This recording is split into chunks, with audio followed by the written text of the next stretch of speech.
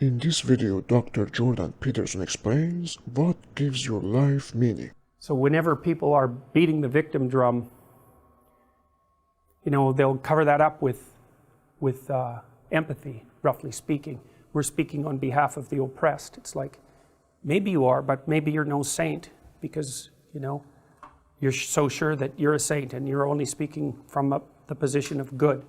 It's highly unlikely. Anyway, so Pinocchio is enticed into believing that he's a victim. Now, the logical part of that is that it is the case that, you can make a very strong case that every human being is in some sense involved in a tragic enterprise, right? Because you're biologically vulnerable. You're not what you could be as a biological specimen, right? You're full of imperfections, and plus you're going to be sick, and those you love are going to be sick, and everything ends up in death. And so that there's a very tragic element to that. And then by the same token, you're also subject to the tyrannical aspect of your culture, right? Because it's forcing you to be a certain way all the time.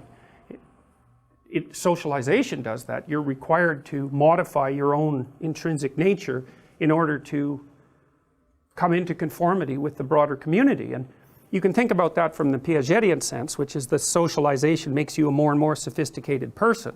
And there's some truth in that, but you can also be subject just to tyranny, and I see people in my practice, for example, who've had very tyrannical fathers, for example. Sometimes they have tyrannical mothers as well, but they're not so much encouraged to integrate properly into the social community as they are harassed and abused and made to feel insufficient and, basically subject to tyranny. And so it's quite, and that's true of everyone to some degree. You come to university and there's a tyrannical aspect to it.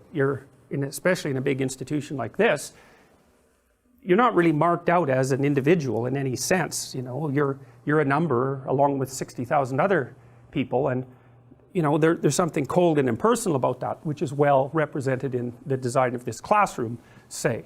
But by the same token, the university provides you with an identity while you're exploring an intellectual landscape. You have a lot of freedom compared to the vast majority of people. Perhaps you don't have as much freedom as you might if you compared it to some utopian notion of freedom, but in any real world sense, you're unbelievably well protected by the university, partly because it stamps you with the identity student, which is a respectable identity, and so you can go off and educate yourself as much as you can. Well, and everyone in society says that's okay. They carve out a protected space for you. So at the same time as you're being tyrannized by the institution and forced in some ways also to adopt the viewpoints, say, of the professors, depending on the professor, you're also the beneficiary of that, just like you're the beneficiary of this huge industrial infrastructure that underlies everything we do. So anyways, the fact that your life is tragic necessarily and that you are subject to oppression makes the victimization story really easy to swallow. But then there's a dark side of that too.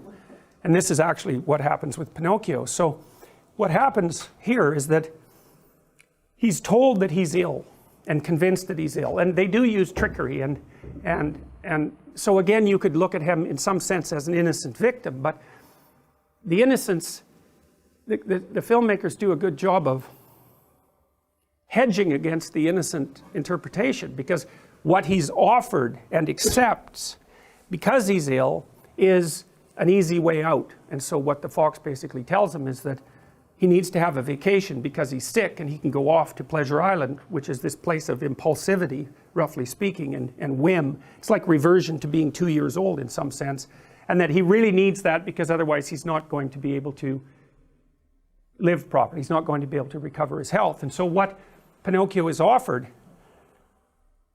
is the opportunity to abandon responsibility as a reward for adopting the guise of victim. And that's really worth thinking about, because one of the things I've thought about for a long time is that I've been trying to figure out what gives people's lives meaning. And tragedy gives life its negative meaning. And nobody disputes that. Even if you're nihilistic, you're not going to dispute the fact that tragedy gives life negative meaning. So when nihilists say that life is meaningless, that isn't exactly what they mean. They mean that life is suffering, but there isn't anything transcendent about it that you could set against that suffering. That's nihilism. It's not that life is meaningless. That would just be neutral. It's like no one believes that, and they certainly don't act like they believe it. If you look at it technically, and we will as we progress through this class, that in order to have any positive meaning in your life, you have to have identified a goal, and you have to be working towards it. And there is a technical reason for that. And the technical reason, as far as I can tell, is that the circuitry that produces the kind of positive emotion that people really like is only activated when you notice that when you're proceeding towards a goal that you value. And so that means that if you don't have a goal that you value, you can't have any positive emotion. So technically that's the incentive reward system, and the underlying circuitry is dopaminergic, and when that circuitry is activated, then it's part of the exploratory circuit. It gives you the sense of being actively engaged in something worthwhile. And that's, you tend to think of positive emotion as something produced by reward, but there's two kinds of positive emotion. One is the reward that's associated with satiation, and that's consummatory reward, and that's the reward you get when you're hungry and you eat. But the thing about eating when you're hungry is that it destroys the framework within which you were operating, right? It's time to eat. Well, you eat, and then that framework's no longer relevant. So the consummatory reward eliminates the value framework. And then you're stuck with, well, what are you going to do next? And so the consummatory reward has with it its own problems. But the incentive reward is constantly what keeps you moving forward.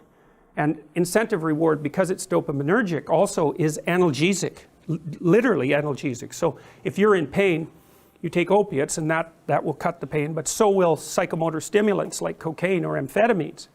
And so it's literally the case that if you're engaged in something that's engaging and you're working towards a goal, that you're going to feel less pain. And you can see this happening with athletes who, they'll break their thumb or something, or maybe sometimes even their ankle, and they'll keep playing the game. Of course, afterwards they're suffering like mad, but the fact that they're so filled with goal-directed enthusiasm means that, well, the pain systems are in some sense shut off. So that's an interesting thing, because what it suggests, then you could imagine, I might say, well, how happy are you that you've made a certain amount of progress? And if you think about it, what you'd say is, well, it depends on how much progress and in relationship to what. So hypothetically, you're going to be happier if you've made quite a bit of progress towards a really important goal. And then you have to think through what it means for a goal to be really important, because that's not obvious. Now, you could say, you're in this class and you're listening to some information, and maybe there's two reasons for that. You might find the information interesting per se, but let's forget about that for a minute. You need to listen to the information so that you can do well on the assignments, so that you can do well in the class. You need to do well in your classes so that you can finish up your degree. You need to finish up your degree so that you can find your place in the world. You need to do that so that you're financially stable, and maybe you can start a family and have a life, and that's all part of being a good person, something like that. And so that's a hierarchy of goals, and you might say that being a good person would be the thing, however vaguely thought through, that's at the top of that hierarchy. And then when you're doing things that serve that ultimate purpose, then you're going to find those more meaningful, and that meaning is actually produced as a consequence of the engagement of this exploratory circuit that's nested right down in your hypothalamus. It's really, really old. It's as old as thirst, and it's as old as hunger. It's really an old system. And so you want to have that thing activated.